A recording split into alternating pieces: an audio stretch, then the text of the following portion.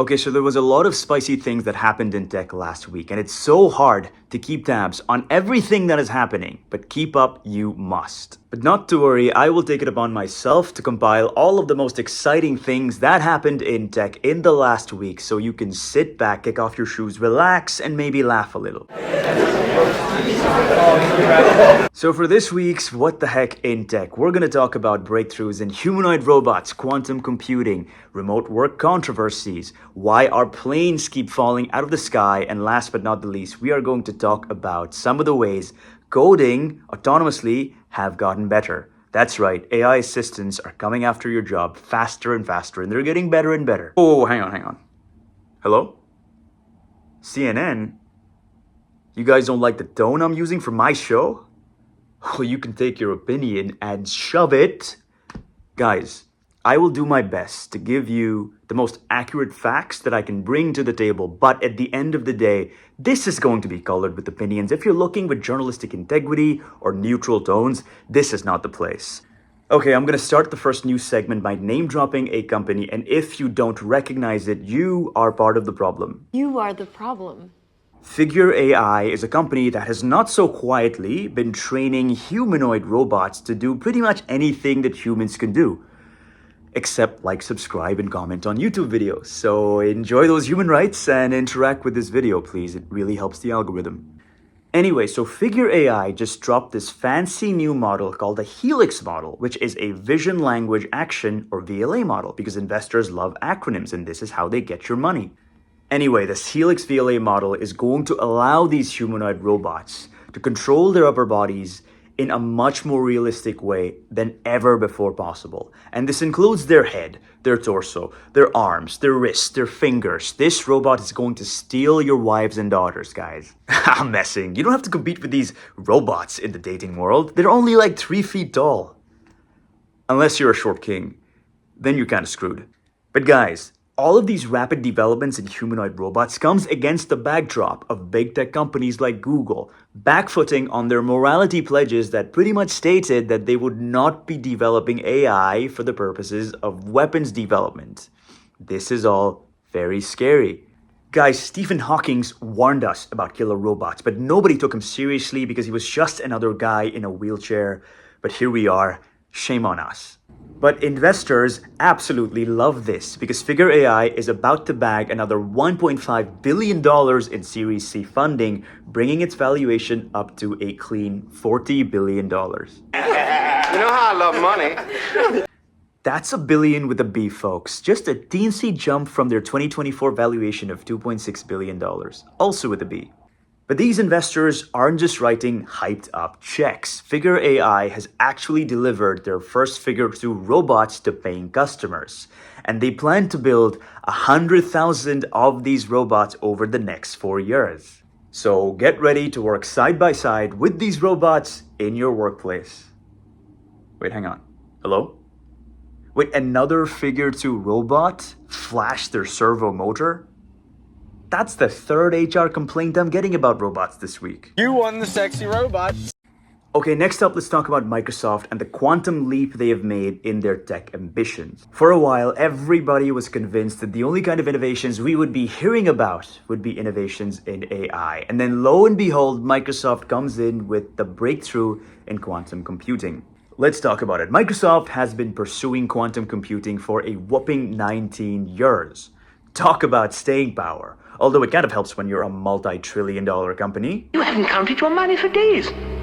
Microsoft just dropped something called the Majorana 1, which, by the way, huge fan of the name, sounds like a lost planet straight out of the Star Wars universe or something that doesn't belong on your pizza.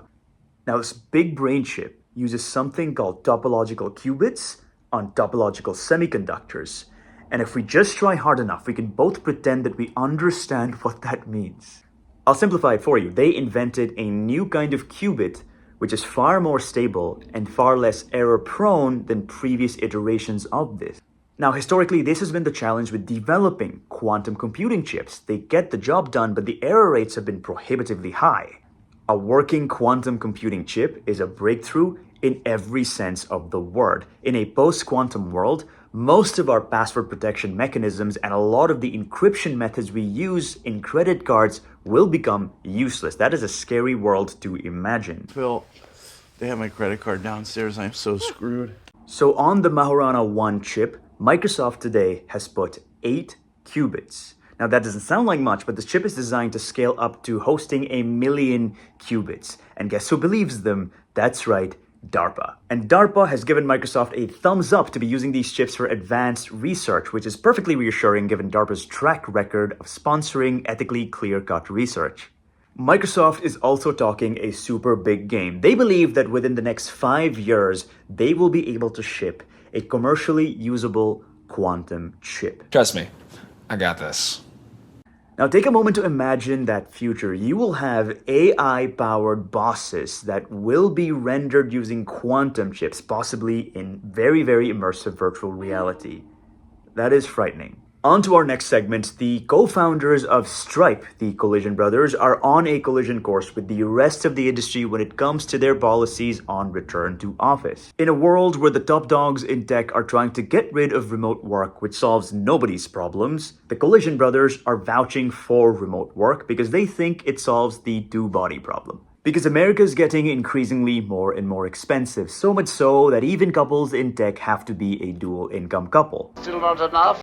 And oftentimes, the two partners in that dual income couple will have career interests in very different zip codes. Enter Stripe with its remote work policy and the solution to this two-body problem.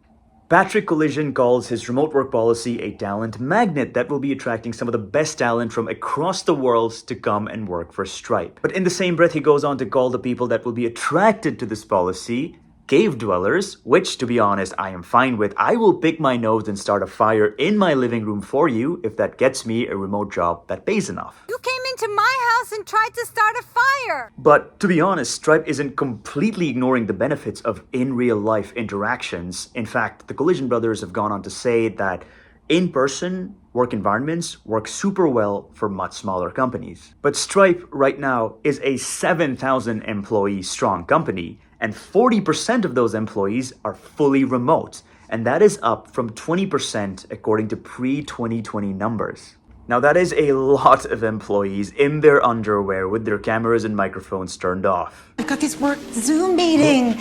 But Patrick Collision, by his own admission, is the biggest cave dweller of them all because he claims that he would have loved to have gone fully remote had it not been for those pesky CEO responsibilities like coming in for investor lunches. Who likes that? Now let's talk about how coding assistants are becoming better and better and getting more and more accessible. Now, if you're already in tech, this is amazing news for you. You are going to get your work done so much faster and everyone's going to love you for it. But if you're trying to get into tech, this may not be very welcome news. Now, Google's Gemini Code Assistant has just been given the biggest dose of steroids when it comes to its usage limit. And keep in mind, this is their free version of the Code Assistant. Every month, you are going to be getting up to 180,000 code completions. And every day, you are going to be getting up to 240 chat requests and 6,000 code requests. Now that is way more generous than what any of the other competitors are offering, with Google claiming that this is 90 times more than what any of the other competitors are offering.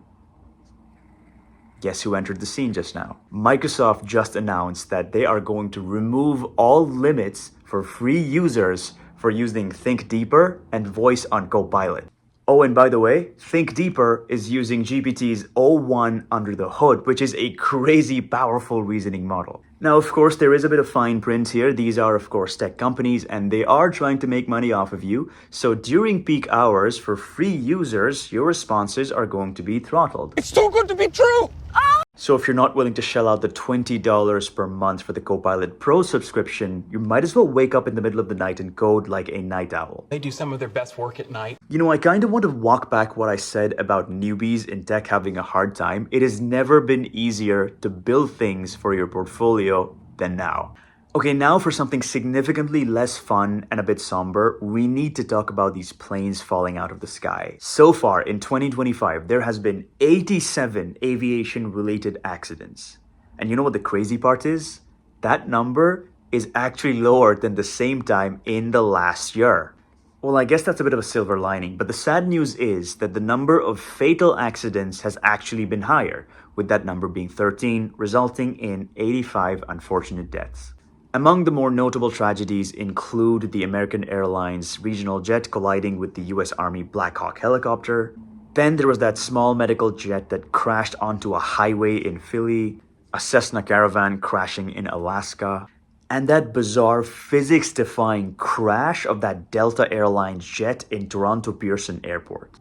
Honestly, the most amazing thing about that incident is that there were no fatalities. There were some non-life-threatening injuries among 18 passengers, but honestly, the crew did a phenomenal job getting everybody out of that crash. I do want to point out that while these accidents are super duper tragic, this fear that surrounds air travel right now is the difference between statistical reality and social media-driven sensationalism. Air travel continues to be the safest mode of transport by the numbers, and the FAA and the National Transportation Safety Board are looking into each of these accidents to make sure if we can learn anything to prevent these kinds of accidents in the future. But our brains are equal parts rational and equal parts monkey, so I would be lying to you if I told you I wasn't scared of boarding a plane today. That is all, folks. Thank you for spending your time with me. I will see you same time next week with a brand new batch of updates.